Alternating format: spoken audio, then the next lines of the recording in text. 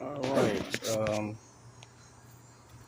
My cold air intake came in, so I'm gonna change that out. Took the box apart already. Uh, I don't really see any videos of people actually hooking these things up, so I'm gonna try. I ordered this thing off Amazon. Uh, as the, you know, I guess the metering harness, whatever you want to call it. Um, mass airflow plug-in. It's connected to your idle air control and your mass airflow sensor. So it's all tied in. But I'm gonna try to record this and while I'm learning and doing it myself. So take a screwdriver, pop this off. And first thing, I say you get all this stuff out the way. So you just start unplugging these harnesses. Use two hands so you don't tear them up. So that's what I'm gonna do. All right, so I unhooked the harnesses.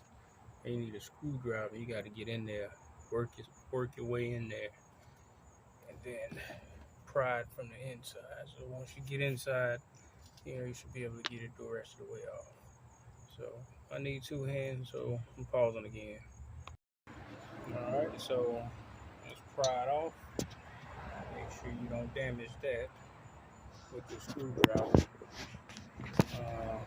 Next, I'm gonna take this sensor off, and then I'm gonna keep this. I got some new ones, but I'm gonna keep this one. So I'm gonna take that off and keep that. We're gonna get rid of this thing once we check and make sure everything is working right. But I'm gonna take this sensor out. All right, so I got that sensor out of there.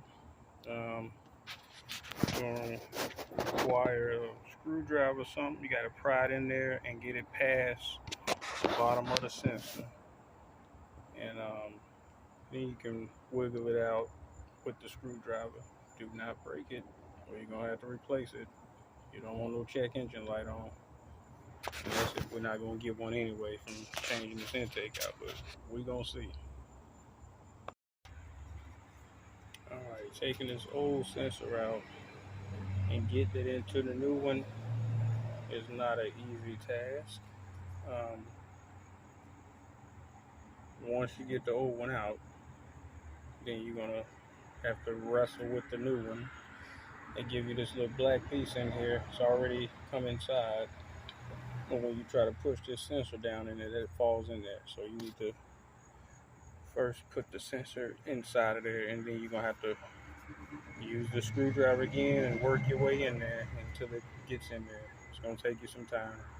So um, I'm gonna need two hands, but I'm gonna put this here on the intake.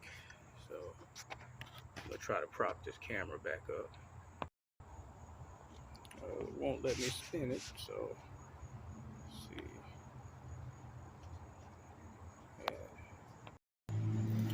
I think this may work. Let's see.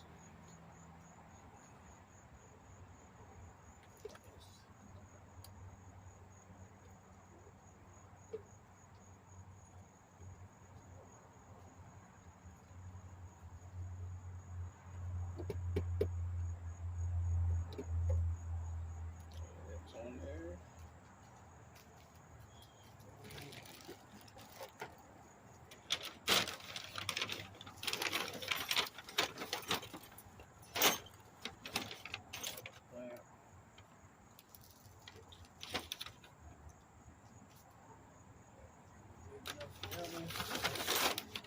This one.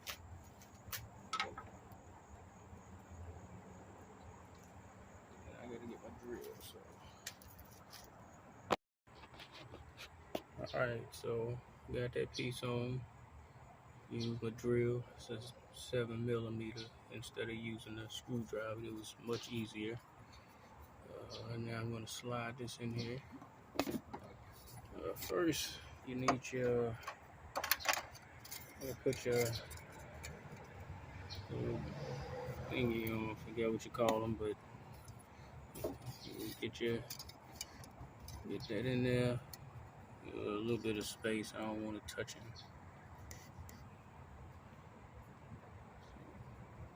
Got that going. Yeah, right there, I guess. And now I'm gonna use my 7mm to, clamp that down.